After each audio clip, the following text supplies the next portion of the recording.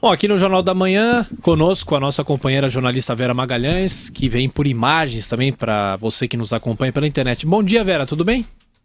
Bom dia, Thiago, bom dia, Joseval, bom dia a todos que estão no estúdio e nos assistindo e ouvindo nesta manhã. Ô Vera, nós inclusive agora há pouco conversamos com o procurador Carlos Fernando Santos Lima sobre os 3 anos da Lava Jato e a gente começa com esse assunto. O balanço até aqui positivo em relação aos resultados alcançados e as mudanças de prática na política. Acho que esse é o ponto importante, não é, Vera?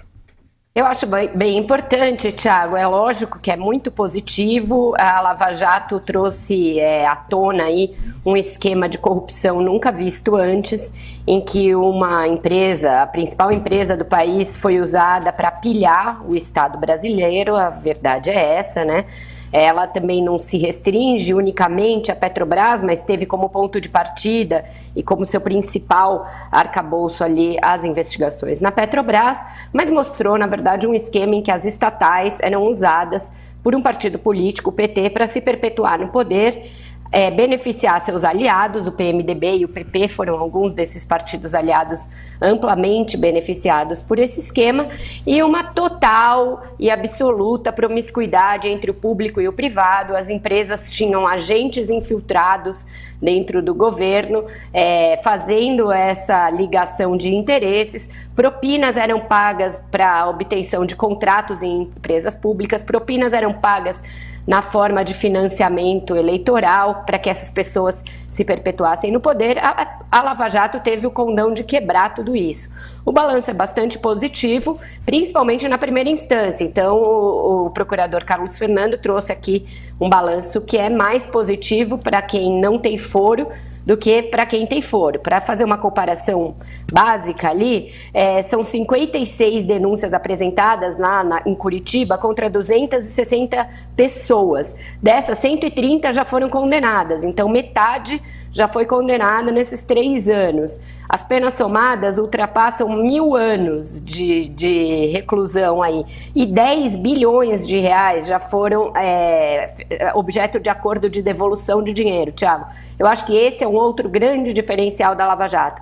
Graças a acordos de cooperação internacional e graças aos acordos de colaboração premiada, que já foram assinados 155 desde o início da Lava Jato, eles conseguiram devolver aos cofres públicos uma parte, não tudo, do que foi pilhado nesse período. 10 bilhões de reais é bastante dinheiro para uma economia que foi depauperada simultaneamente. Enquanto pilhava os cofres públicos, o PT acabava por levar o país à pior recessão da sua história. Então isso ajudou, sim, a melhorar as contas também. A Lava Jato tem esse viés também.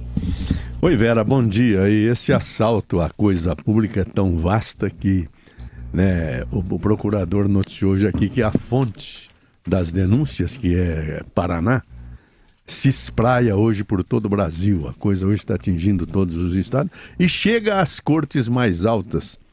Mas há alguma notícia de um esforço concentrado nas altas cortes para apresentar um resultado como Curitiba tem apresentado para o Brasil? Pois é, Joseval, esse descompasso é muito evidente quando você vê que no Supremo Tribunal Federal, onde tem foro o presidente da República, os ministros, senadores e deputados, foram feitas 16 denúncias. Dessas, só 6 viraram ações penais até agora e não tem nenhuma condenação. De 58 inquéritos abertos, ainda não tem denúncia apresentada. Então é muito descompasso, e agora ele vai ficar mais gritante quando o Supremo se puser a analisar esses 83 novos pedidos de inquérito do Procurador-Geral da República. Então era o caso, sim, de haver um esforço concentrado, uma força-tarefa, que a ministra Carmen Lúcia reunisse os integrantes. Eu estou falando isso aqui há 2 dias, ontem eu escrevi a esse respeito, tive a feliz surpresa de receber um telefonema do ministro Carlos Aires Brito, que presidiu o Supremo no mensalão, se irmanando com a minha sugestão, dizendo que isso deveria de fato ser feito e que ele vai sugerir o mesmo à ministra Carmen Lúcia, caso ela o consulte, porque ele disse o seguinte: Vera, Para que a justiça, para que se cumpra o preceito constitucional de que a justiça deve ser feita para todos indistintamente, a gente tem de garantir os meios para isso. O Supremo, no seu funcionamento normal, não está aparelhado para julgar tudo isso. Então é necessário sim fazer um esforço concentrado.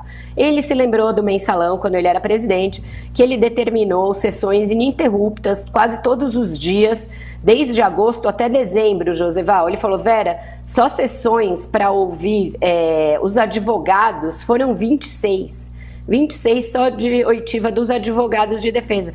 Mas ele falou, mas era o que tinha de ser feito. Era um processo de um volume tal que as pessoas me falavam, mas é impossível julgar. Só que a justiça não pode se haver com o impossível, sob pena dela não ser feita, né? Então eu acho que era sim o caso da ministra Carmen Lúcia dotar o relator Edson Fachin de mais meios para analisar num tempo hábil. Não estou falando aqui de supressão de prazos, de rito sumaríssimo, não é disso que se trata. Nada que suprima direitos, nada que suprima o Estado democrático de direito e o amplo direito de defesa, mas que ele apresente pelo menos um horizonte para que esses processos sejam finalmente julgados em anos, um horizonte factível para que se evitem as prescrições.